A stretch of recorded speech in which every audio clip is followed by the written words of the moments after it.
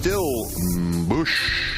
Number 3, detention gate. A Supreme Court non-decision decision on the Bush administration policy of indefinite detention of terrorist suspects on American soil. This case involved Ali al-Mari, the alleged al-Qaeda sleeper agent. He had been held for 5.5 years in a Navy prison in South Carolina as an enemy combatant. His case before the Supreme Court challenged the constitutionality of that status. But last week, al-Mari was charged in a regular civilian court, so the Obama administration argued that al-Mari's legal challenge was moot.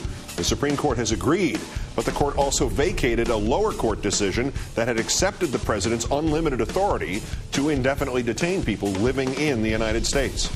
Number 2, Lawyergate. A bevy of Bush administration attorneys continuing to face an uncertain future. The latest is David Addington. Mr. Addington was a key advocate for President Bush's signing statements, a central player in all of the Bush post-9/11 terror policy. Addington is still looking for a new job, as are 70% of other former Bush officials. As to the notorious John Yoo, Michael Ratner, president of something called the Center for Constitutional Rights, says that lawyers such as he should beware of European countries that prosecute torture no matter where it occurred. According to Mr. Ratner, quote, "I think people like you will be taking their chances if they want to go to Europe for a very long time."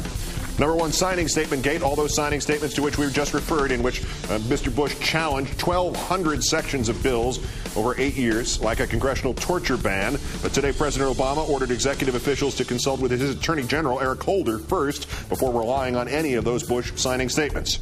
However, this president has reserved his right to issue such statements, noting that he will act, quote, "with caution and restraint based only on interpretations of the Constitution that are well-founded." Such signing statements were used sparingly for more than 200 years, Bush the great exception.